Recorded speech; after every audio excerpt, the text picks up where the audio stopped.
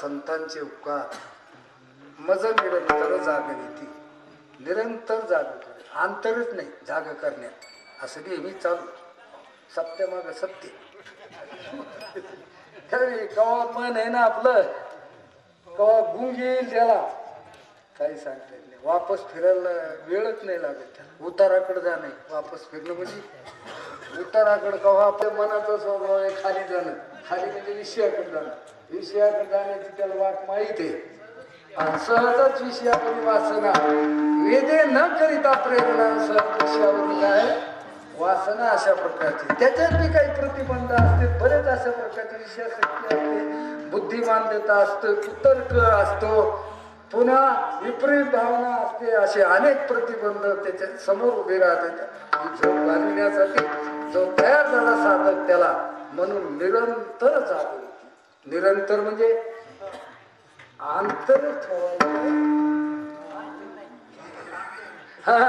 ज्याच्यात अंतरच नाही असं निरंतर अशा स्वरूपावर जागा करतात ते. आणि असं स्वरूपावर जागा करण्यासाठी आपल्या मनाचा कधीही आपण विश्वास धरायचा नाही. कवा माग परतल काही सांगत. आता इतकं जरी झालं तर 7 दिवस कसा झाला असता चालत असतं, जास्त झाला तर झाला. कसा असतो सत्ता ते तसाच असतो ना, मग तसाच झाला. अजून शिकायला झाला तसाच झाला. गारवा होता, हे होतं ते होतं, अंगावर घेऊन बसत होतो. कवा कवा होता आम्ही गेलोच नाही कीर्तन. समजा मला बाबा दिवसात कीर्तन होते ती ऐकलं म्हणजे त्याचा अर्थ काहीच घेतलं नाही. कवा झोप लागेल, कवा आपलं विक्षिप्त होईल काही सांगता येत नाही. त्याच्यामुळं निरंतर जागे करण्याचा प्रयत्न संत करीत असतात. मज कोणाला महाराज जागे धन चतुष्टय संपन्न झाला आणि ज्याला परमार्थाचा अधिकार प्राप्त झाला त्याला महाराज म्हणतात की नेहमी काय करते ते जाग करते. पामरण विषयी तर इकडे येतच नाहीत ना. त्याला काय जाग करायचं काय करायचं प्रश्नच येत नाही द्यायचा. ते तिकडे विषयासक्त झालेले असल्यामुळे ते इकडे येऊ शकत नाही. जेव्हा मुमुक्षु होऊन इथं आला संतांच्या संगतीने त्याला म्हणायचं मज. कोणाला मज निरंतर जागविती. असं ब्रह्मस्वरूपावर ज्यावर जाग झालं. काय जाग केलं संतांनी आपल्याला जाग केलं. अरे बाबा तुझ्या देहाला मी म्हणतो तो देह तू नाही, तुझा नाही खरा काय नाही. तू देह नाही, तुझा देह नाही आणि देह खरा. देहाचं लक्षण आणि तुझं लक्षण जुळत नाही. जसं पर्वतातल्या सिंहाचं मेंढ्याचं लक्षण, मेंढ्यातल्या सिंहाचं लक्षण जुळलं, पण मेंढ्यातल्या सिंहाचं मेंढ्याचं लक्षण जुळलं नाही. जुळलं लक्षण पण कोणाशी जुळलं, पर्वतातल्या सिंहाशी मेंढ्यातल्या सिंहाचं. तसं आपलं लक्षण कोणाशी जुळतं. तुमचं खरं लक्षण आहे सच्चिदानंद सच्चित, हे तुमचं खरं लक्षण आहे. हे असंच जड दुःख याच तुमचं लक्षण जुळत नाही, बसत नाही म्हणून तुम्ही देह नाही. दुसरी गोष्ट देह तुमचा बी नाही. तुमचा का नाही, पंचभूताचा असल्यामुळे तुमचा नाही. शेखी ज्याचा त्याला लागे. पंचभूताचा गोंधळ केलाय की ठाई मेळ, लाविला सबळ अहंकार त्या पाठी. देह पाचाचा आणला आणि शेखी ज्याचा त्याला लागे देणे. पाच भूताचा एक तुमचा नाही. तुमचा का तुम्ही, देह तुमचा का तुम्ही, बर खरा का खरा नाही. जागृतीत आहे तर स्वप्नात नाही. काय खरं म्हणतात त्याला, आता दिसतो तर स्वप्नात हा राहिला नाही. झोप लागली की स्वप्नात तुम्ही गेले पंढरपूरला. पंढरपूरला देह आणि इथला झोपलेला देह एक कसा होईल. म्हणून अवस्था बदलली, शरीर बदललं म्हणून त्याला खरंही म्हणता येत नाही.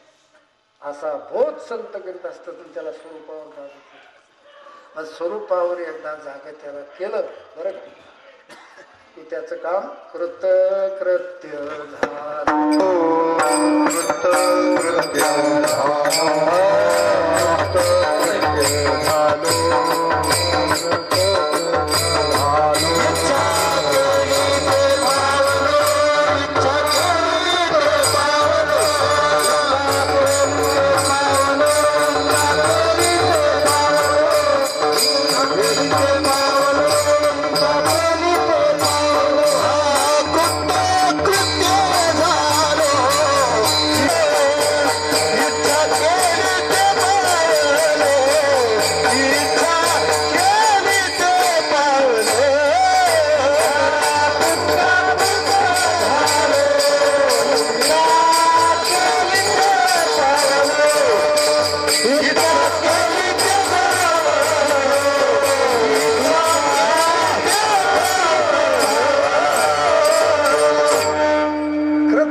कृतकृत्यता साधली. कृतकृत्यता म्हणजे त्याचा अर्थ काही घालवायचं बी राहिलं नाही आणि काही मिळवायचं बी राहिलं नाही.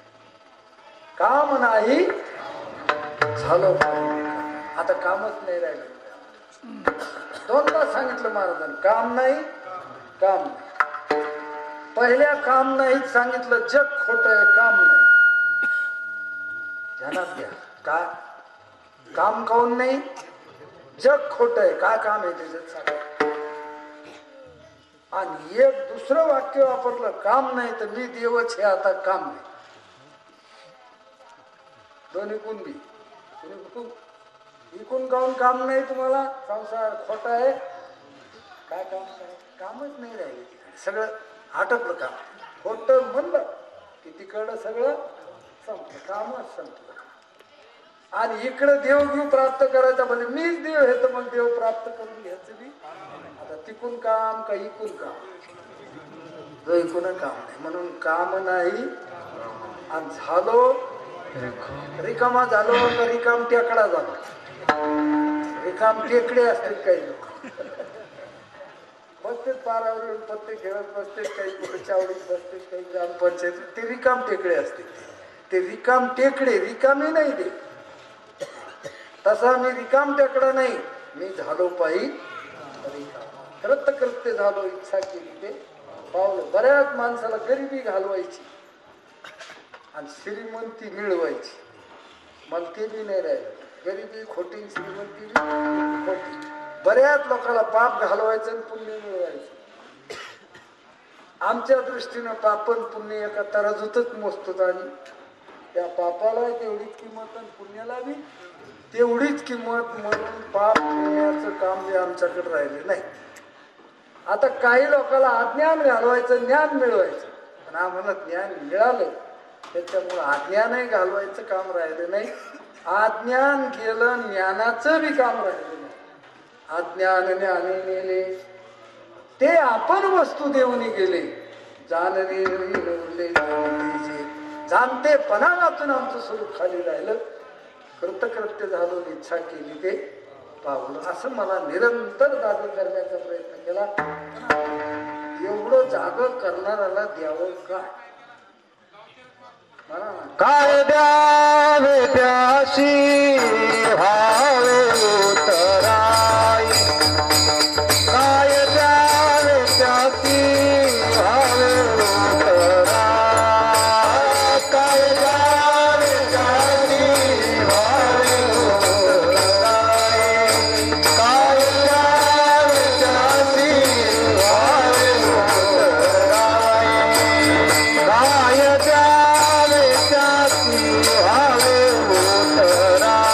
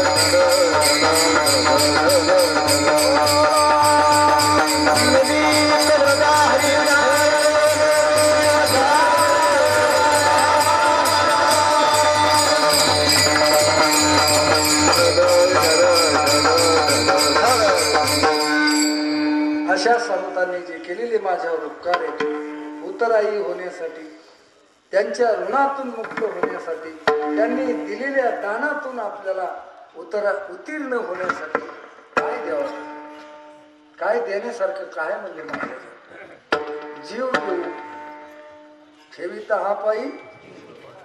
जीव जर द्यायला गेलो, जीव जर ठेवायला गेलो त्याच्या पायावर, अहो देह ठेवायला गेलो तर देह नाशिवंत आहे, काय करायचं? त्याने दिलं मला ब्रह्म, काय दिलं? संतानं काय दिलं? शाश्वत दिलं. काय दिलं? मी काय दिलं त्याला? नाशिवंत. हे काय दे नाही. एका माणसानं परीच दिला, काय दिला? आणि आपण काय गारगोटी द्यायची? त्यानं परीच दिला की जिथे लोखंडाला लावलं की त्याचं सोनं होत. एवढी महत्वाची गोष्ट आपल्याला दिली आणि आपण काय त्याला गार द्यायची का त्याच्या मुळे? तसं ज्याने ब्रह्म दिला आपल्याला, आपण काय देऊ शकतो? माझ्याजवळ देण्यासारखं तुकाराम महाराजांनी काहीच नाही. हे देवा तर तो नाशिवंत आहे, प्राण देवा निघून जाणार, मन द्यावा तर ती कल्पनाची, मन बी कल्पनाची, जीव द्या जाऊ समजा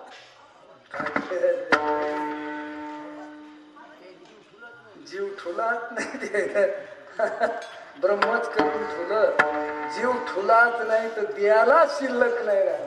त्याच्यामुळे काहीच जीव अवघे जीव अवघे देवा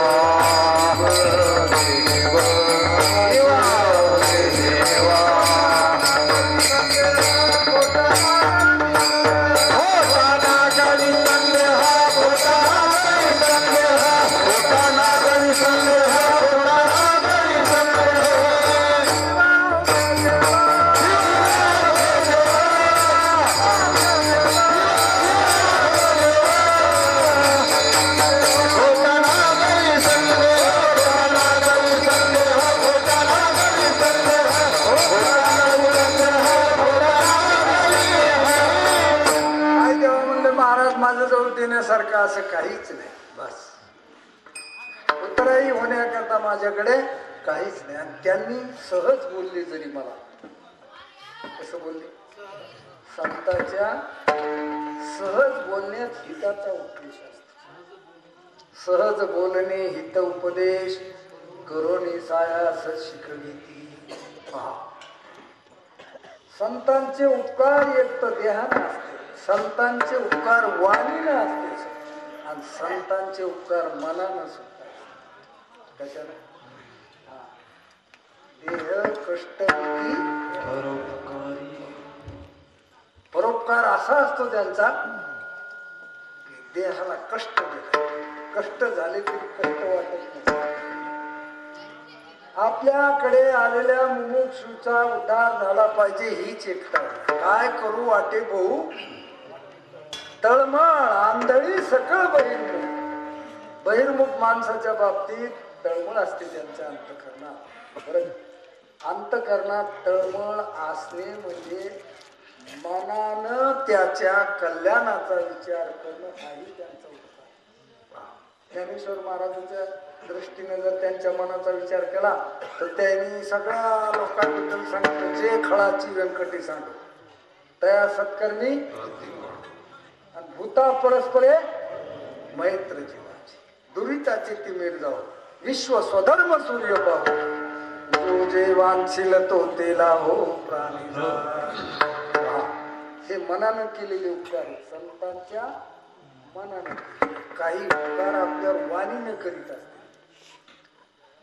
आली मुखा वाटे अमृत वचन, आली मुखा वाटे अमृत वचन, आली मुखा वाटे अमृत वचन, आली मुखा वाटे अमृत वचन, मुखा वाटे अमृत वचन, आली मुखा वाटे अमृत वचन, आली मुखा वाटे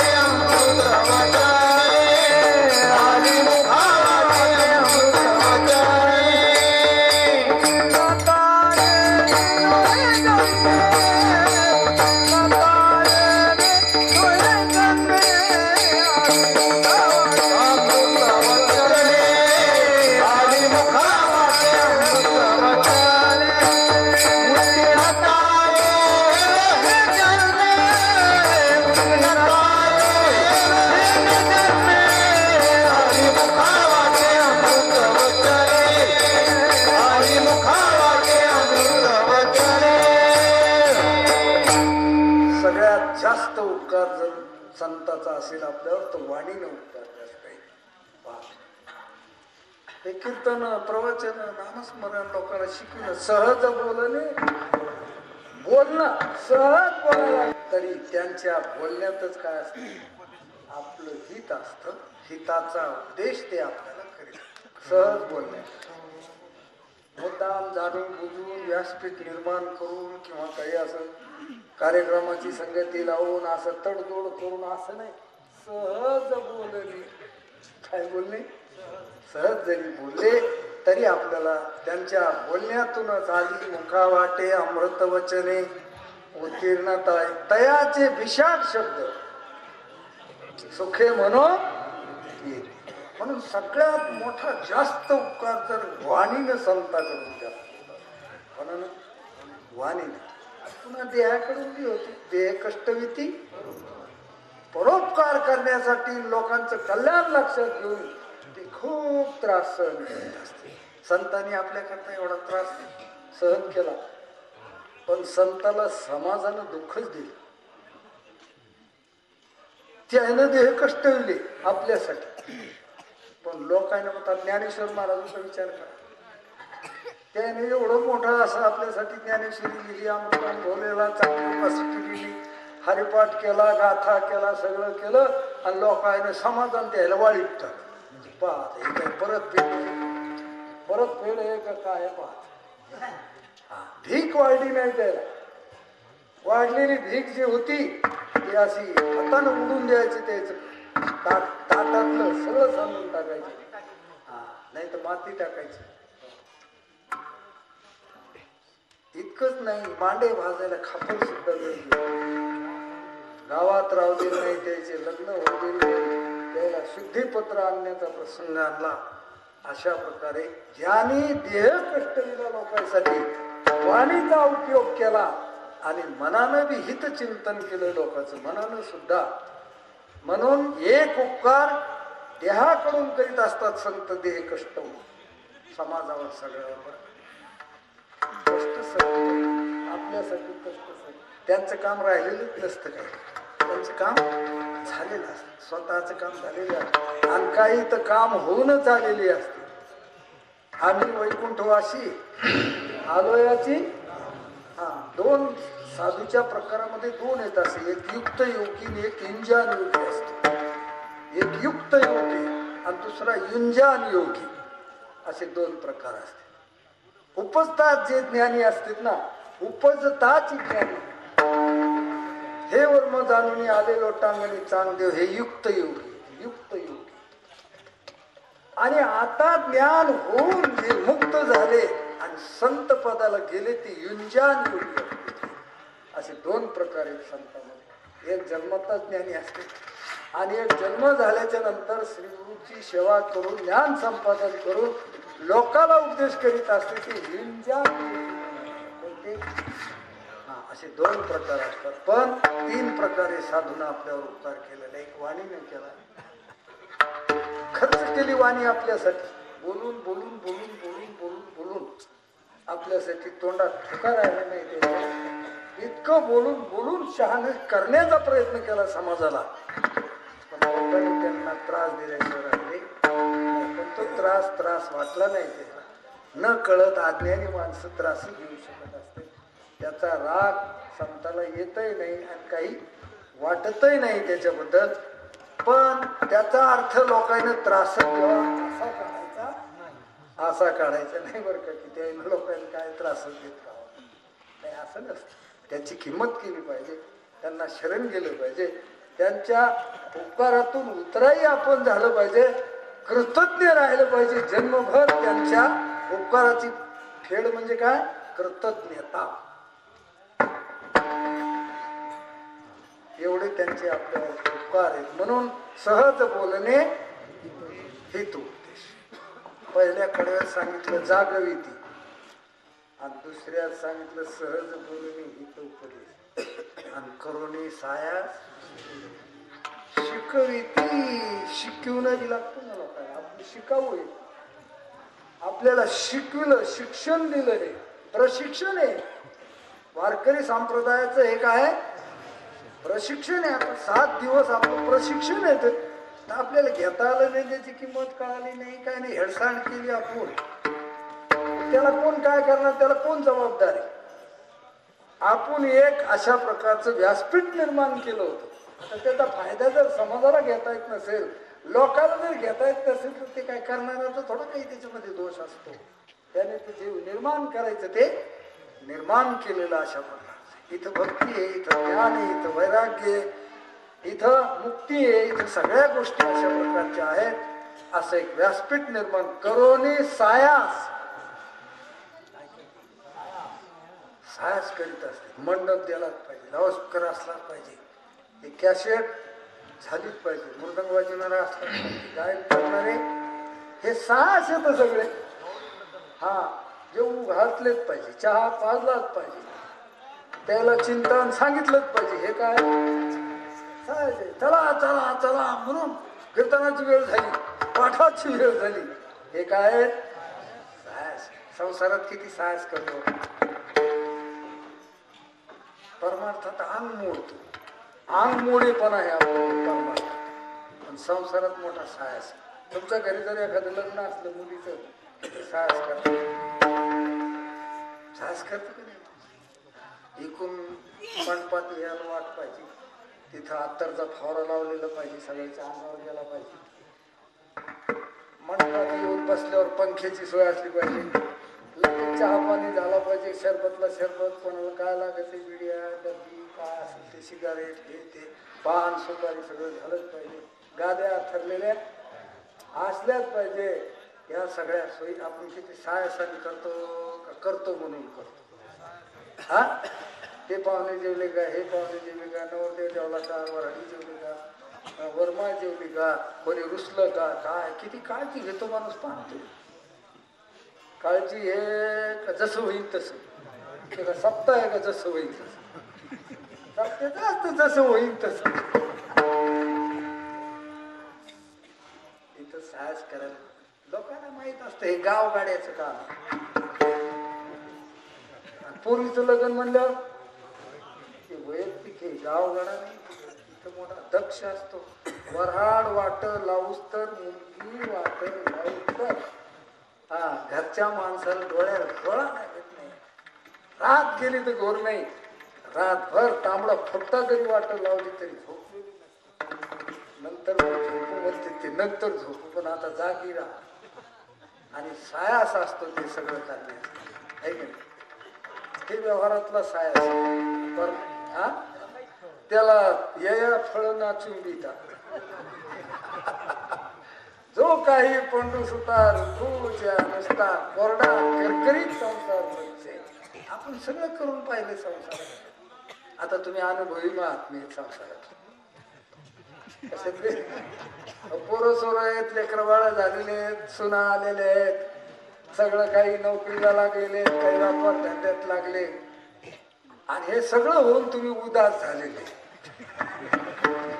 म्हणजे पहा आता केवढा मोठा साहस केला. आणि कोणाशी चर्चा करायला गेलो मी तर ते म्हणतो महाराज काहीच खरं नाही.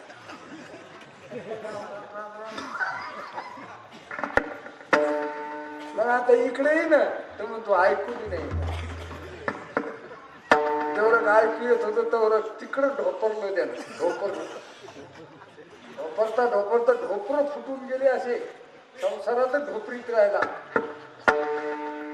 लेकर बाळ गण गोत गाडी बंगला पैसा आदला बँक बॅलेन्स हे ते करीत सगळं करता करता ढोपरता खलास वाजली. सगळी शक्ती गेली. उगाळून लावलं चंदनासारखं हे शरीर. आणि निघालं काय डोंगर कोडला एका माणसाने. आणि डोंगर कोडल्यावर त्याला वाटलं बरंच काही निघण्याचं फुसकून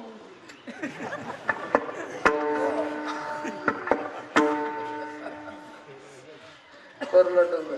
आता तुम्ही खरं सांगा तुम्हाला परमार्थासाठी तकलीफ झाली का संसारात? संसारासाठी किती झाली? हो पहा तुम्ही आता वावरात गॅप असल्यामुळे दारे धरायला लोक जाते. दारे धरायला गव्हाचं पाणी धरायला जाते. गॅप असल्यामुळे मला रात्री 12 वाजता लाईन येते. अंगात स्वेटर काय गेला तसा कशाला. आणि कीर्तनाला याचं म्हणलं तर संध्याकाळी 8 वाजताच कीर्तन आहे म्हणलं तर तुला गारवा आहे. अशा गारव्या ते कीर्तन धरूनच ऐकू. जे ऐकू आलं ते आलं तेव्हा, जे नाही आलं ते नाही आलं. का सायाशाचा सायास. पण संत काय करतात आपल्याला करोने साया बोलणे हितोपदेश करोने सायास शिकविती. शिकिता काय काय शिकिता. आपल्याला भजन शिकवितात, आपल्याला प्रवचन शिकवितात, आपल्याला कीर्तन. आपल्याला पहिल्या जन्मले होतं काय. हा तुम्ही शाळात आले. ही शाळा आहे, शाळा आहे. तुम्ही आम्ही ह्या शाळात आलो म्हणून कीर्तन करायलो, प्रवचन करायलो, अभंग म्हणायलो, चाली म्हणायलो, मृदंग वाजवायलो. हे कशामुळं या खेळात उतरले. शिकले ना तुम्ही. काय झालं आता शिकले पुन्हा हुकले का. काय माणसं शिकून गेली इथून शिकून गेली. आणि आता म्हणते ते आम्ही इकडं नाही तिकडंच शिकलो आम्ही. तिकडं कुठं बाबा. तिकडं कुठं शिकायचा आखाडाच नाही तर कुठं शिकला तू. हा इथं हुंड्या हंड्या, इथं बेजार केलं, इथं सांगायचं काम पडलं, रात्र जागून सांगितलं. आणि ते म्हणतो नाही आपला द्यायचा काही संबंध नाही. आता वा वा वा काय कृतज्ञता आहे का. कृतज्ञपणा आहे हा. काय कृतज्ञपणा आहे. म्हणून महाराज म्हणजे असं माझ्याकडून झालं नाही. करोनी सायास शिकविती. शेवटच्या कडव्या सांगितलं म्हणे वस धेनु एकटी तुक म्हणे वस धेनु वस धेनु एकटी तुक म्हणे वस धेनु एकटी तुक म्हणे वस धेनु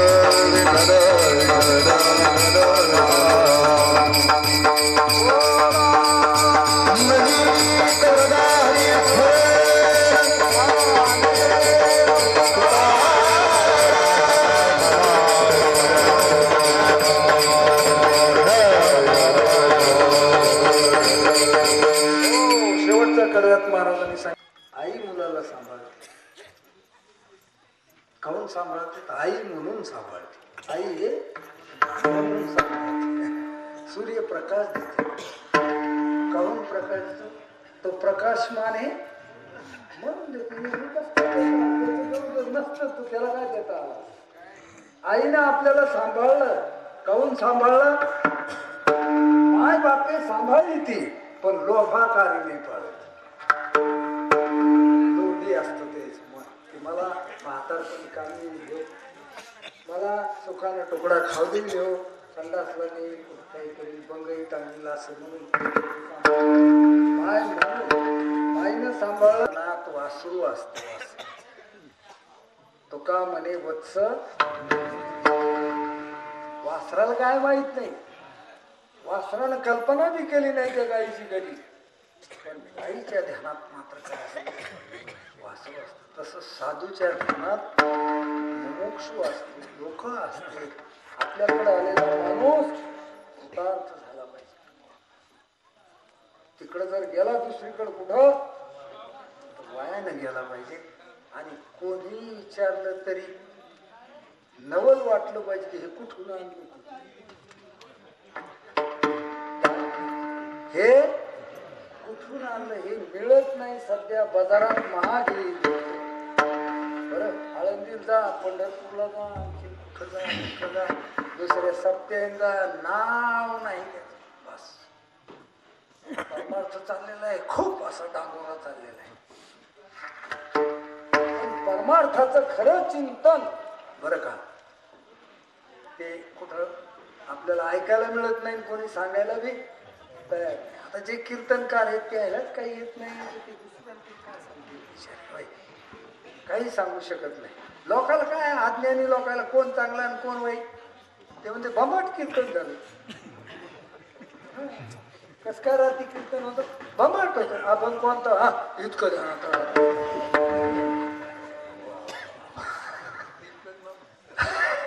कीर्तन बंबाट झालं असं सगळे. आता आम्ही कीर्तनकार झालो म्हणून आम्ही आपलं फिरतो हे गाव ते गाव. बऱ्याच ठिकाणी कीर्तन केलं की असं वाटतंय कधी कधी कीर्तनातच की आपण इथे नसतो. कळतच नाही काही लोकांचं काय सांगायला, ते सगळं डॉक्टरनच गेलं म्हणते. कोण म्हणते, अरे जे जवळ बसून ऐकणारे तेच म्हणते. ज्याने सप्तेची सप्ते केले म्हणजे 55वा सप्ताह आहे तरी त्याला काही कळत नाही. त्याचा अर्थ जे आपण चिंतन करतो हे चिंतन दुसरीकडे होणं शक्य नाही. तुम्ही इथं शिकले, इथंच तुम्ही हे चिंतन केलं आणि लोकांना सांगण्यासाठी जे तयारी झाली आपली, तर हे महाराजाच्या ध्यानामध्ये जसं गायीच्या ध्यानात कोणी वासरू असत, तुका म्हणे वत्स धेनुची, माईच्या ध्यानात लेकरू असत, सूर्याला नेहमी प्रकाश देत. तसं संताचा स्वभाव आहे शिकवणं, जाग करणं आणि सांभाळणं. काय करणं, जाग बी करणं, शिकवणं बी, आणि पुन्हा कडेवर सुद्धा घेते. भागलिया मज वाहतील त्यांची येणी जोडे सर्वसू, ज्याशी अपंगिता नाही त्याशी धरिलो, दया करण्याचे पुत्राशी तेची दासा. आणि आपल्या लेकरावर कशी दया करतो आपण, तसं जो दास झाला किंवा दासी असेल त्यांच्यावर संताची दया असेल. म्हणून लेकरा बाळापेक्षा बी मुमुक्षूवर त्यांचं प्रेम असतं. मुमुक्षू ध्यानात असतो, माझ्याकडे आलेला जो आहे तो कृतार्थ झाला पाहिजे अशी त्याची भूमिका असते. कोणी येऊ त्याच्याकडे खटनट यावे तुका म्हणे वत्स धेनू येचे चिंती, तैशे मज येती सांभाळी. अशा संताला काय देऊ म्हणतात महाराज, काय द्यावे त्याशी हावे उत्तराई आणि ठेवी तो हा पायी. ज्ञानेश्वर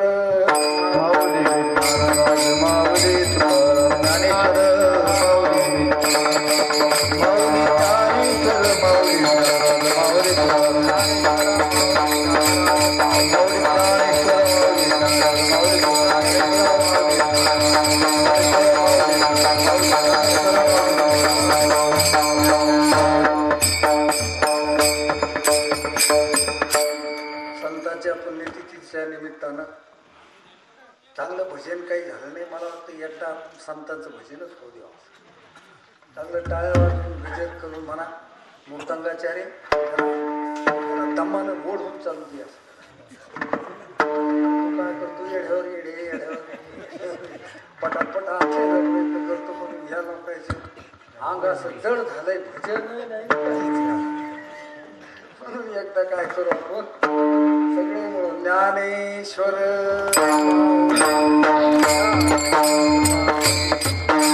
ज्ञानेश्वर माऊली ज्ञानराज माऊली ज्ञानेश्वर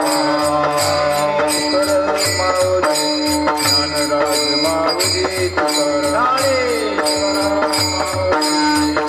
ज्ञानराज माऊली ज्ञानेश्वर माऊली ज्ञानराज माऊली ज्ञानेश्वर माऊली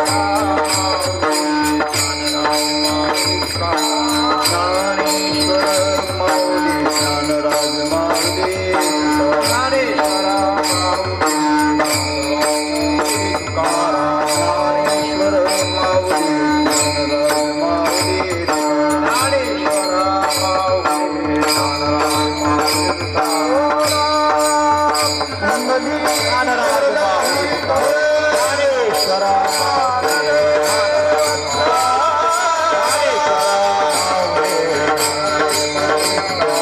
ज्ञानेश्वर माऊली ज्ञानराज माऊली ज्ञानराज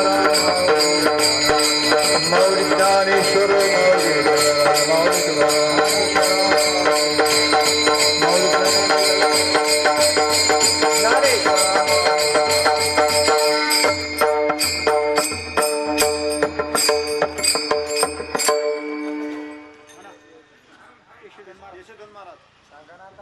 म्हणा म्हणा कोण म्हणतो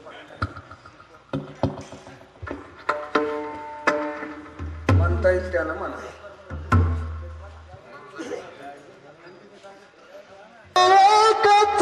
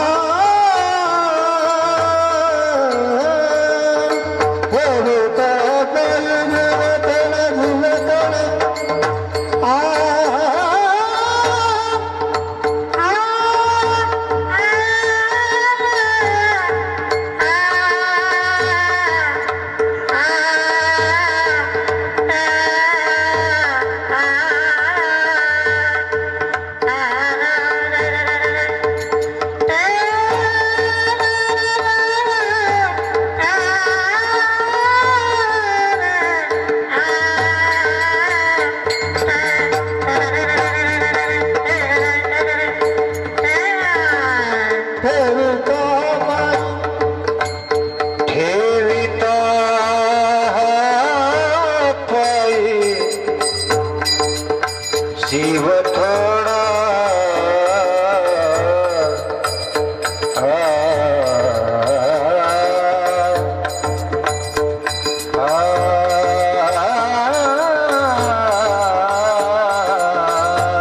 देव थोडा ठेविता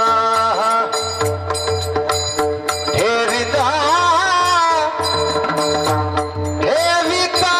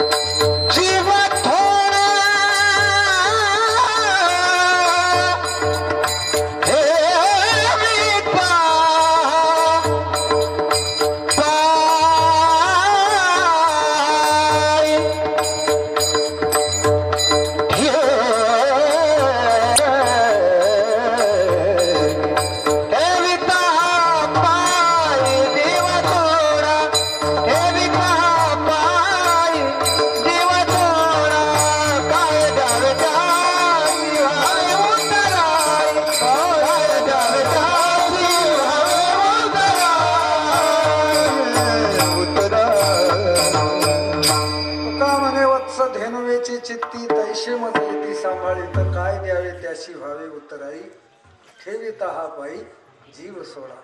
गेल्या 7 दिवसापासून आपण हा नाम सप्ताहातील आनंद लुटीत आहोत.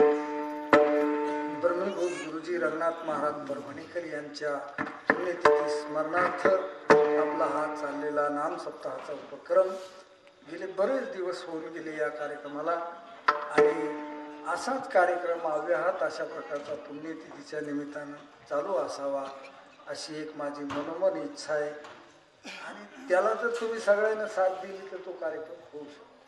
आपलं सगळ्याचं काम ही जी पुण्यतिथी ही असं समजू नका ही एकट्या जेपूरकाराचीच हे म्हणून असं नाही समजायचं. ज्याला जे योगदान देता येईल, कोणाला कीर्तन करता येत असेल, कोणाला प्रवचन करता येत असेल, कोणाला काही झाडून काढता येत असेल, कोणाला पाणी कोणाला देता येत असेल, ज्याला जे करता येईल ते करून आपण सगळ्यांनी मिळून हा कार्यक्रम अशा प्रकारचा आपल्या जीवनामध्ये असा एखादा कार्यक्रम सद्गुरूच्या पुण्यतिथीचा आपण साजरा करणं एक परम भाग्य अशा प्रकारचं आहे.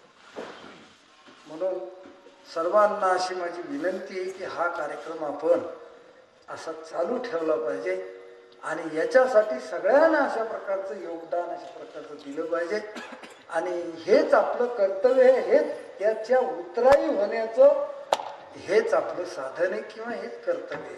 तुका म्हणे वत्स धेनुचे तैशे मज येती सांभाळी काय देऊ त्याशी भावी उतराई ठेविता पायी जीव थोडा. उद्या सकाळी बरोबर 8:30 ते 9:30 असं आपलं चांगदेव 65चं राहिलेले जे काही 4-5 ओव्या आता त्या ओव्या पूर्ण करू आपण आणि चांगदेव 65ची परिसंगता होईल उद्याच्या चिंतनानं. म्हणून रोजच्या सारखंच आपलं आंघोळी करून 8:30 वाजता आपण सगळ्यांनी या. 9:30 वाजेपर्यंत कार्यक्रम होईल. नंतर काल्याचं कीर्तन होईल.